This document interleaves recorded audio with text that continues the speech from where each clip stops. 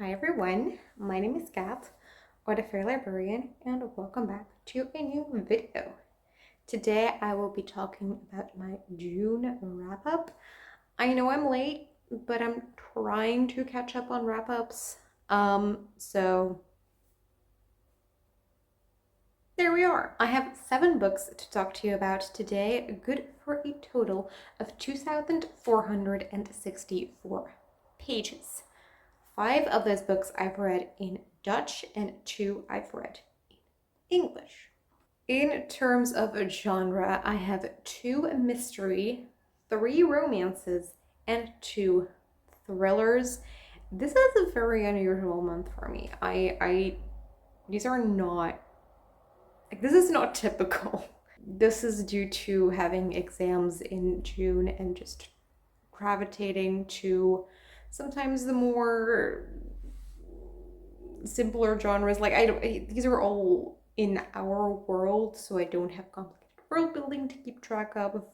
A lot of these are just like a lot easier to read than very complicated fantasy or sci-fi books, which is why I gravitated toward them in the month of June.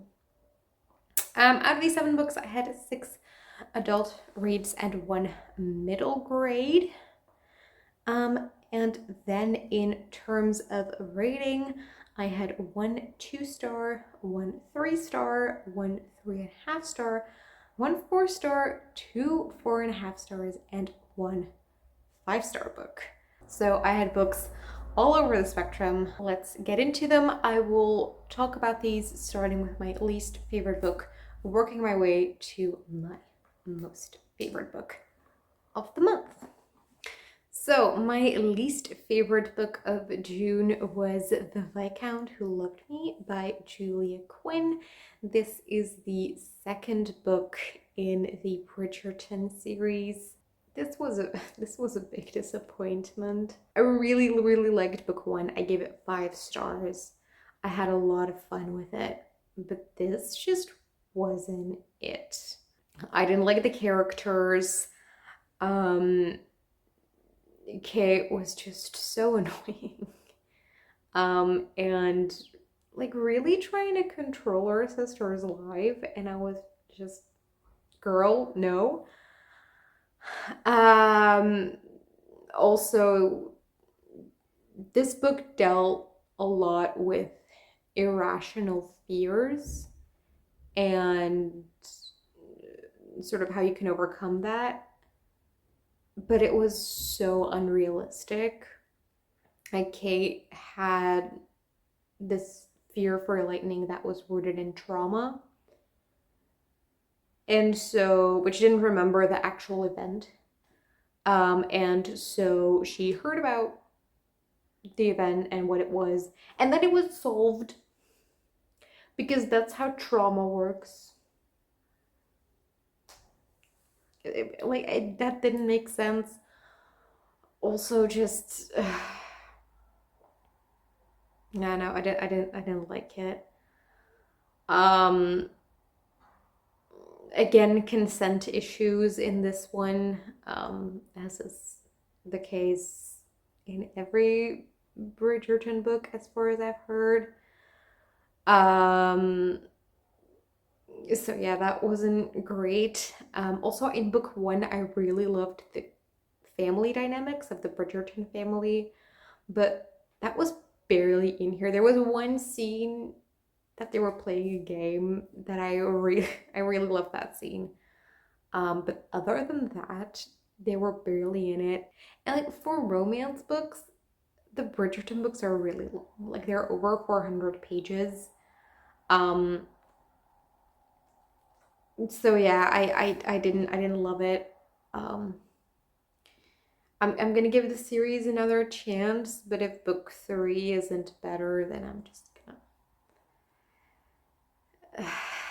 I'm gonna not, because it retroactively made me like book 1 less, which is not great. Yeah, I gave this 2 stars. There were some scenes that I liked, but most of it just wasn't it. Then I read Eeny Meeny by M.J. Arledge. This is the first book in the Helen Grace series, which is a series of, well, technically they're like detective books, but I put them in thriller because they're really dark. And also this one had like a serial killer, which also gives me, it's like thriller vibes. Um, so in this book, um, you have a bunch of people and they're always kidnapped in pairs, and then one has to kill the other. And so the person who kills the other um, is free to go. It's released. Um, so it's of course very messed up and stuff. But I'm pretty sure that this concept has been done before, but this was my first encounter with it. And so I really liked some of the moral dilemmas that it brought to the table. I didn't love the character of Helen Grace. Um,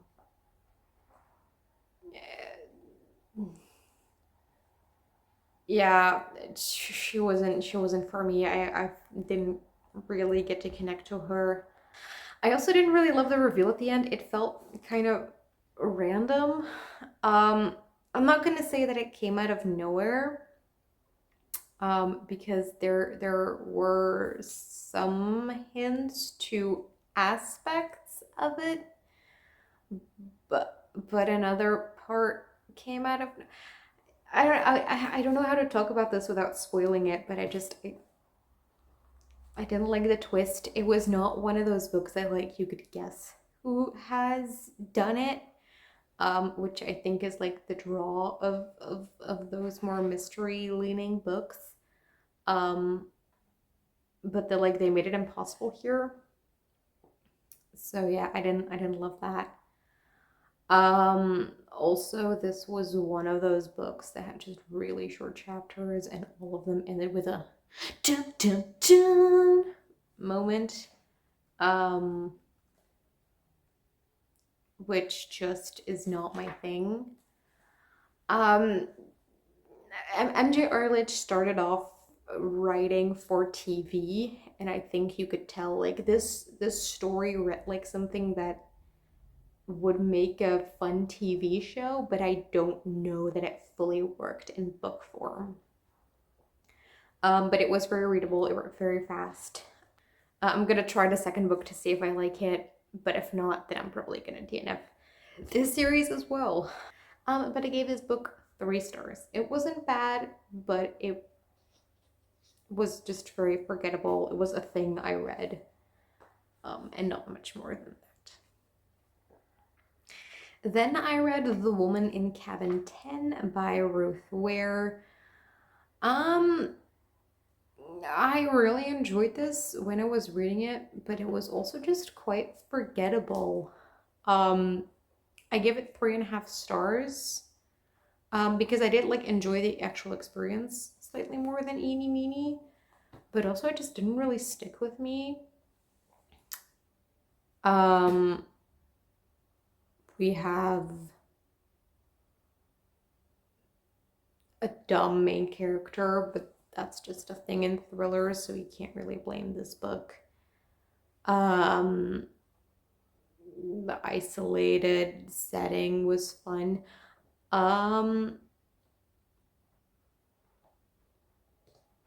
Yeah, I don't know what to say about this one. It was a fun thriller, but not very memorable to me. So yeah, I thought that at the end it became like really unbelievable. Um just I couldn't suspend my disbelief enough at some points. That's mostly my issue with this. But it was a fun time. or wouldn't steer you away from it. And I gave this 3.5 stars. Then I read Kidnap on the California Comet, which is the second book in the Adventures on Trains series. I really like the series. They're a lot of fun. I really like sort of the sense of location that you get from these books. There's always descriptions of the landscape and stuff without it getting boring, because it's still a middle grade book. Like, you can have Tolkien-esque descriptions of the landscape. So I think there's a really nice balance there, that you do have this sense of location without it getting too much. I also really like that all these kids have like really some sort of interests or some sort of hobby that ends up being important to the plot. And I really like the way those are integrated. So yeah, I really enjoyed this series. The illustrations are really beautiful. They're fun, they're quick. I highly recommend. And I gave this book 4 out of 5 stars. Then on third place, I have It Happened One Summer by Tessa Bailey. This is a contemporary romance. It's like a small town, grumpy sunshine pairing. And it's sort of based on Schitt's Creek, which I never watched. I watched like 2 episodes, but it wasn't for me, so I didn't continue. But I really enjoyed this book. I've read Hook, Line, and Sinker last year. So I've technically read them out of order, but it's fine. I did like Hook, Line, and Sinker more. Mostly because I liked Fox more as a main character than Brandon. But I enjoyed this. I really like the small town vibes. Piper was just a delight to read about. So yeah, I like it. There are some cringe, but there's in romance books, there's always like something cringe about it. And so like when they hug, Piper calls it the charging station. Why? I just cringed every time I read that. But outside of that, I liked it, and I thought it was kind of cute. I gave this 4.5 stars. It was a lot of fun. I would recommend. But I still like Hook, Line, and Sinker just a tad bit more. Then, on place number 2, I have Death at La Fenice by Donna Leon. This is a murder mystery set in Venice, and the maestro of an opera dies at La Fenice, and so our main character, Commissario Brunetti, has to solve it. I had a little bit of a hard time getting into it because it's sort of a more literary version of a murder mystery. I don't know if that's the right word, but it's not your typical murder mystery. It's a lot more voicey. It has a lot more themes that are not necessarily directly connected to the mystery. And it deals a lot with how like Venice is more and more just becoming a tourist attraction, and so for like the actual inhabitants of the city, like it becomes almost uninhabitable. So I really liked those discussions. I also liked that in this book, there's like no true red herrings. Like everything was in the end relevant to the solution, which I really liked. Also, I just liked our main character. He was very, he was very sarcastic and just. There was one scene where you had his boss was like talking to him, or talking at him, I should say, about this case and the importance of solving it and whatnot. And he was just sitting there thinking, and now he's gonna mention this. If you know, the next thing he says is gonna be this, I'll buy some flowers for my wife. And then he says it, I'm like, yeah, would she like roses or tulips more? And it's like, it's so funny. I really liked it. It has a strong voice. Um, that's what I'm trying to get at. But I really enjoyed it. And I gave this book 4.5 stars. And then for my book of the month, number 7 is Esther Parker Doesn't Fail by Ashley Herring Blake. And their contemporary romance. It has some home renovation stuff going on, which I really enjoy. Also, I just really like these characters, and I recognized myself in them a lot in certain ways, and I related to them in certain ways. I cried during this book twice. I don't usually cry while reading books, but I did this time. I really loved it.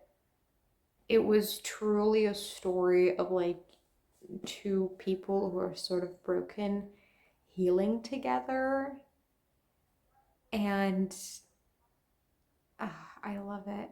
It was so beautiful. And I really want to read the other 2 books in this series. There's Delilah Green, Doesn't Care, which I still have to read. And then there's also Iris Kelly Doesn't Date, which comes out later this year. And I still want to read those 2. It was so good. I highly, highly, highly recommend. And I gave this book a well-deserved 5 out of 5 stars. So that was the month. Have you read any of these books and what did you think of them? Tell me what your favorite book in June was. And yeah, I hope you liked it. And I hope to see you again in another video. Bye.